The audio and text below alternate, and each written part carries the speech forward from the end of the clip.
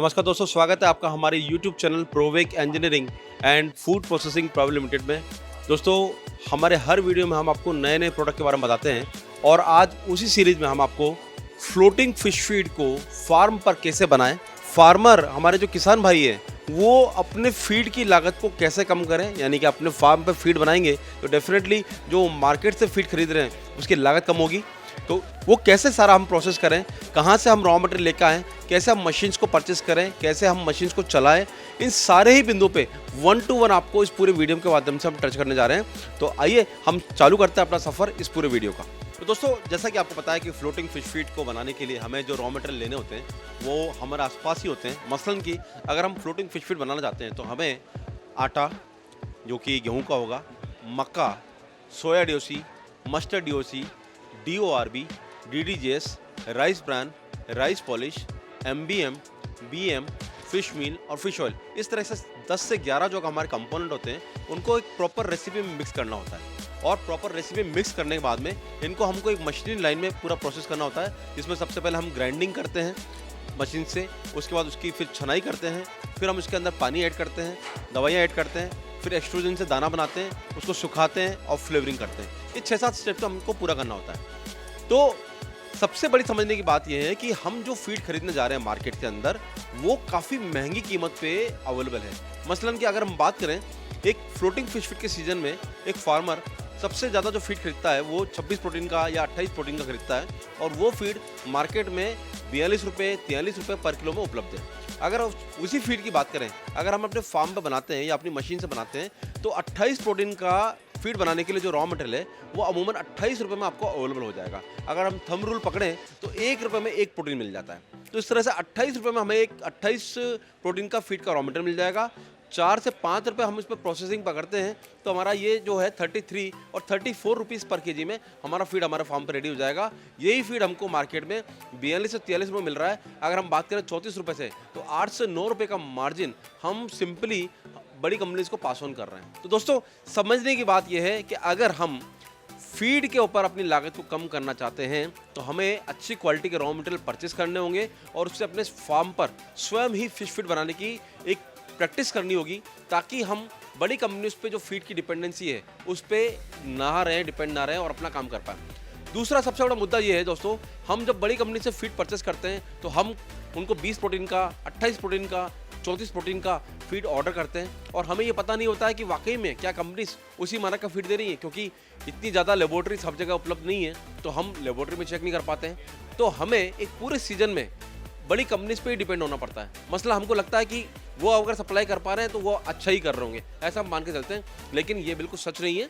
Companies अपने हिसाब से सीजन के दौरान कई सारे गेम प्ले करती हैं, कई सारे प्रोडक्ट के अंदर वेरिएशंस करती हैं और हमारा एक फार्मर उन सबको पकड़ नहीं पाता है। और एक पूरे सीजन के अंदर जो FCR है, जो एक बड़ा पैरामीटर है, यानी कि फीड कन्वर्जन रेशो, जब हम फरवरी में या मार्च में फ़िश फार्मिंग चालू करते हैं और हम जब अपनी क्रॉप को बाहर आउट लेते हैं, नवंबर में आउट लेते हैं या दिसंबर में आउट लेते हैं, तो हम ये देखते हैं कि एवरेज कितना आ रहा है। मसलन कि अगर हम बात करें तो एक बढ़िया फ़िश फार्मिंग तभी संभव है जब हमारा FCR 1.3 या 1.4 आ जाए।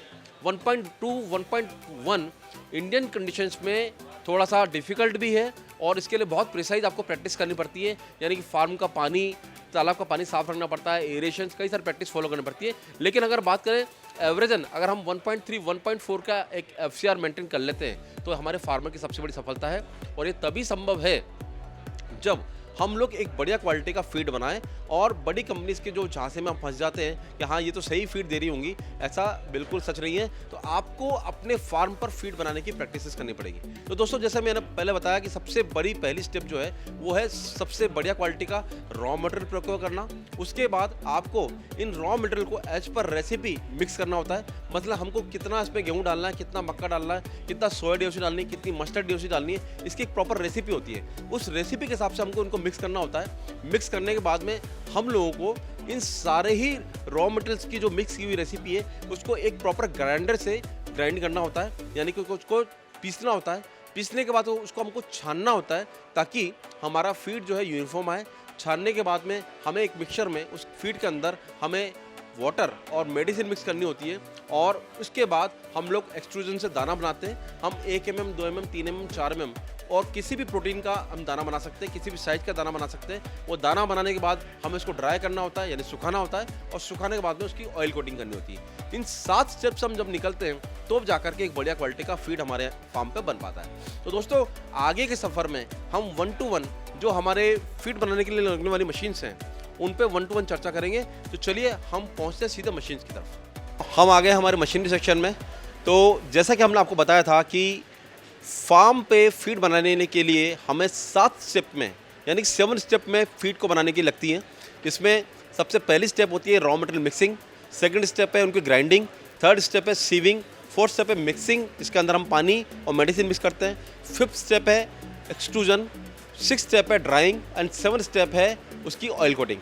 तो हम 1 to 1 सारे स्टेप को समझने जा रहे हैं। इससे पहले हम समझ लें कि आखिर हमारे पास क्या क्या कैपेसिटी में मशीन अवेलेबल है।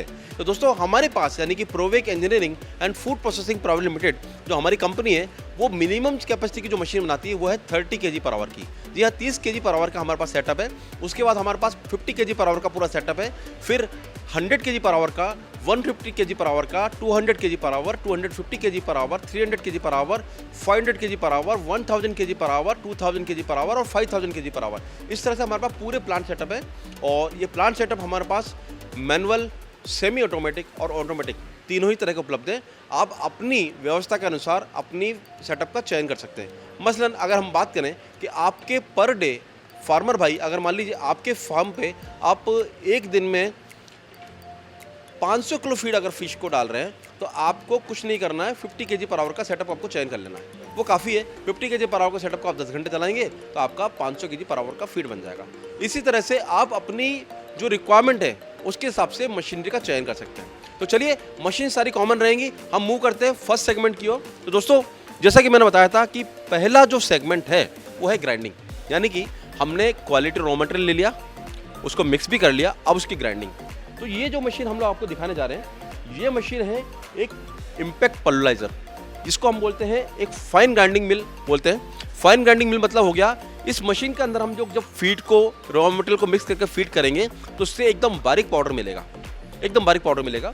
इस मशीन को हम पल्वराइजर बोलते हैं, यानी कि इसके अंदर कोई भी जाली नहीं है, कोई इसके अंदर मैश चेंज नहीं करनी है।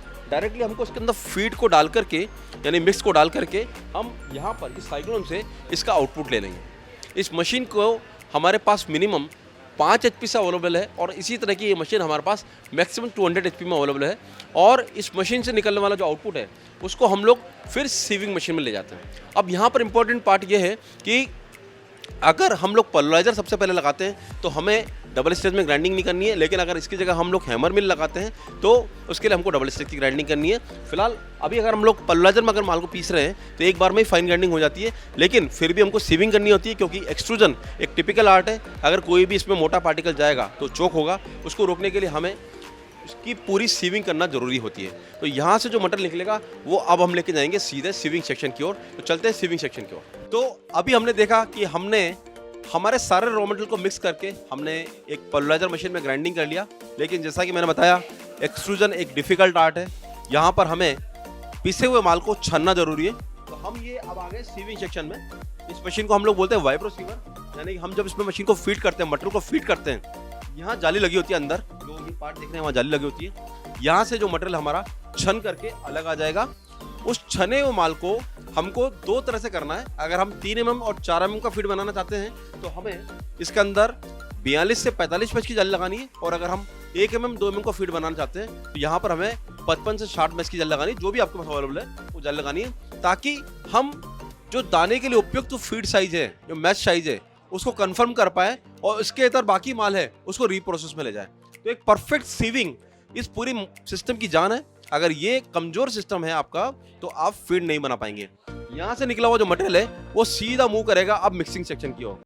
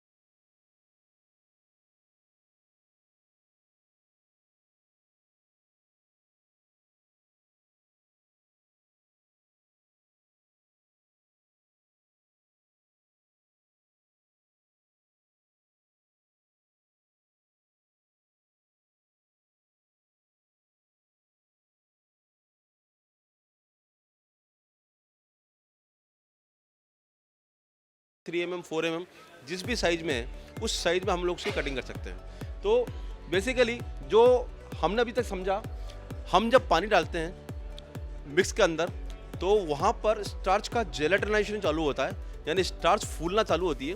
और जैसे ही इसको टेम्परेचर मिलता है इस पूरे चैम्बर के अंदर, यहाँ जैसे कि आपको पता है यहाँ एक क्लोज चैम्बर के अंदर स्क्रू है जो फ्रिक्शन पैदा करता है, टेम्परेचर पैदा करता है। उस टेम्परेचर से मटेरियल कुक होता है और कुकिंग होने के बाद जब यहाँ लास्ट स्टेज पर आता है तो हम यहाँ पर कटिंग मोटर से उसकी कटिंग करते हैं। इस पूरे प्रोसेस से हम लोग हमारे मिक्स से एक पफ्ड फीड को क्रिएट करते हैं। पफ्ड फीड जो होता है यानी कि फ्लोटिंग फीड होता है, क्योंकि पफ है ये पोरस है इसलिए पानी के ऊपर तैरता है और तैर करके जो फिश है उसको आने के लिए लपकती है और वो खाती है। लेकिन इन सब के अंदर इंपॉर्टेंट है मशीन की क्वालिटी, यानी कि हम किस तरह का फीड बना रहे हैं।